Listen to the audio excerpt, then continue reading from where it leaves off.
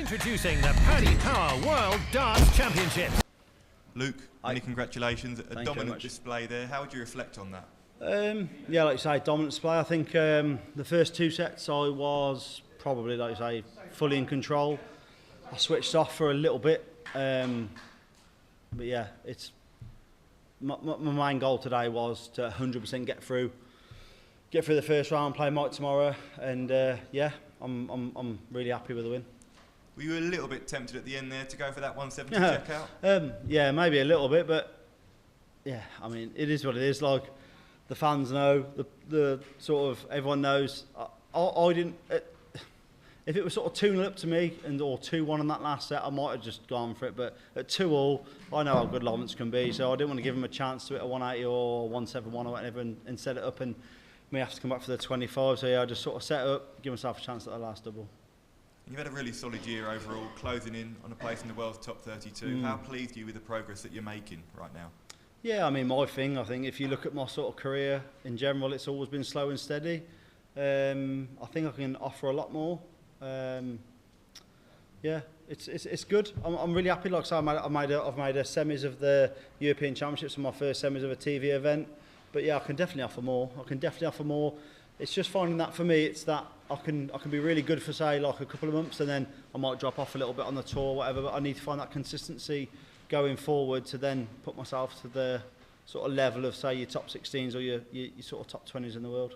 So you mentioned playing Mike Decker tomorrow. He's someone who's won a major title this year. What he and Richie Woodhouse have done, how much inspiration has that given you that you can achieve similar things? Yeah, loads. I mean, I think if you speak to a lot of players, I mean, you look at, say, even Martin Luke and get to the final of the Grand Slam. If you turn around, if you speak to them,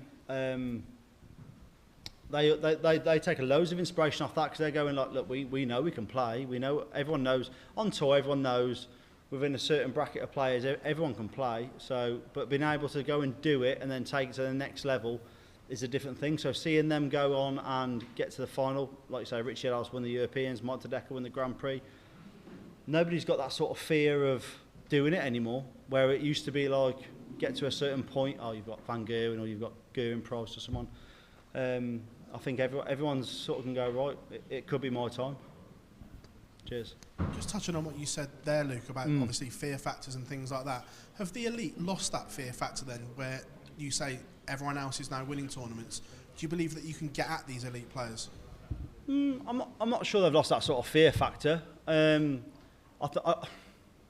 don't think it's quite as strong as it used to be. I mean, if you go back and you like see your Phil Taylor's when he was flying, and Van Gerwen for me had the biggest fear factor of all.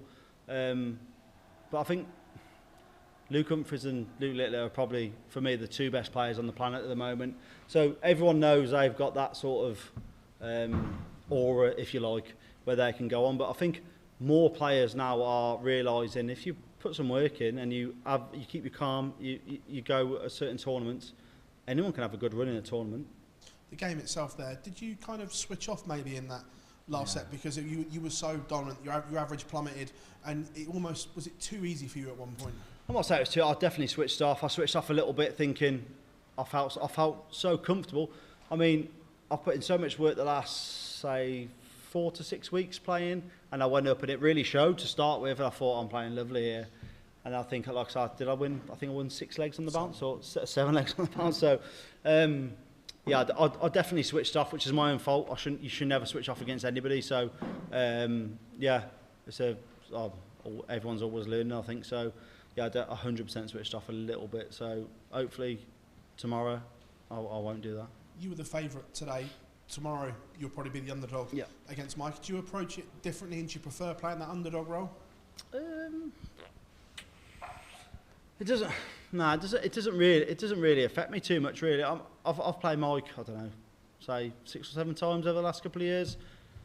Granted, he's obviously gone and won the Grand Prix and stuff. So, but yeah, I mean, I suppose he's going to be the favourite.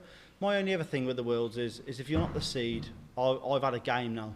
So I've had a game. I've gone on the stage. I've played on the stage. I know what the atmosphere is like and stuff like that. So if that is that sort of thing might play into my hands slightly, but I'm going to expect Mike to turn up tomorrow and play lovely. He played lovely at the Players' Championships every week.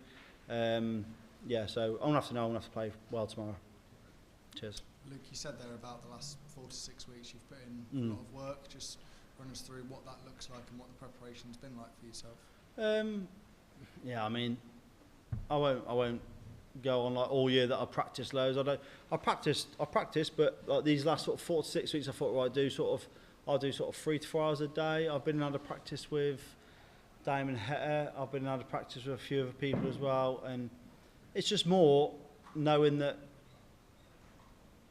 especially for somebody that's not like a top, say like a top player, top 16, top 8, for the Worlds, for someone outside the top 32 in the world, if you have a good run here, it can completely change your year, change your life. You all of a sudden get put into the seedings and the rankings for other events and stuff. So I just don't want to leave no sort of stone unturned. I just wanted to make sure I'd done enough work, and I'm not going to come here thinking, oh, I wish I'd have practiced a little bit more, because I'd have been daft.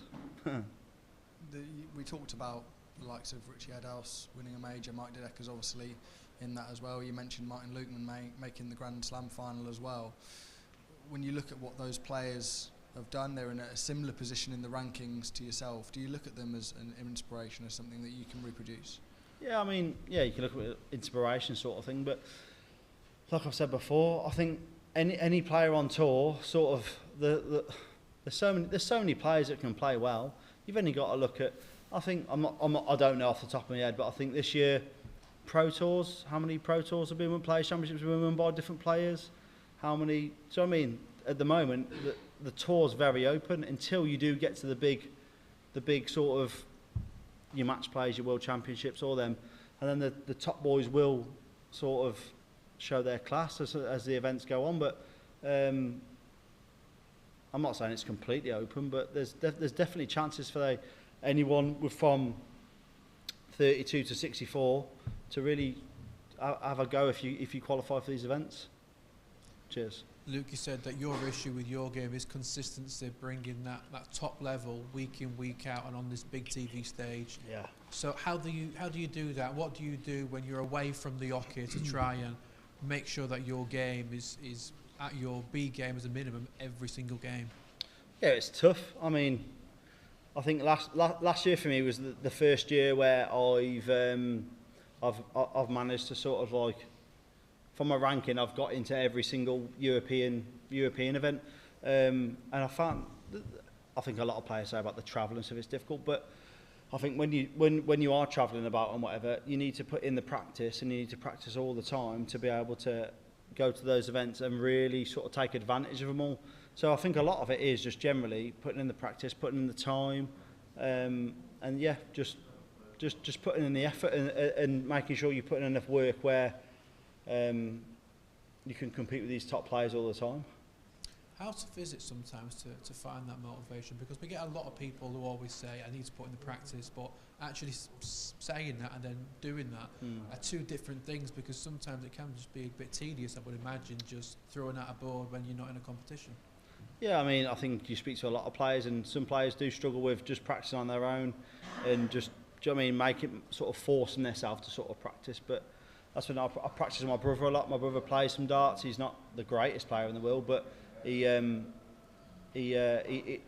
does play darts. So I'll go around his and practice, and I'll practice with a few other people. But look, if you're not gonna sort of go out and practice or put the hours in, this top level, there's only very few at the top level that will be able to do it naturally. Very, very few. So for the likes of myself and whatever, I've got to go and put in the work to try and get further at the rankings. Cheers, Luke. Thank you. Cheers, thank you.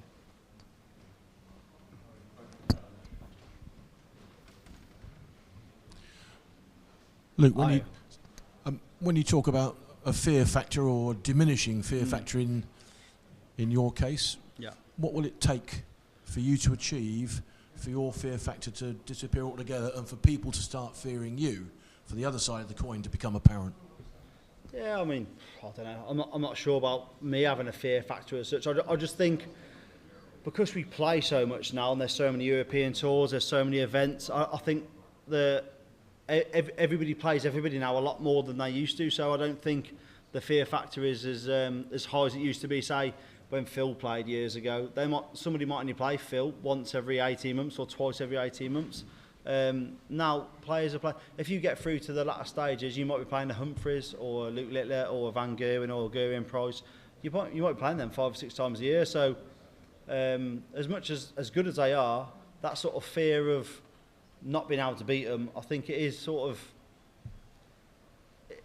It's a bit more of a level where players can go, do you know what? If I can put a good game against them, who knows what can happen?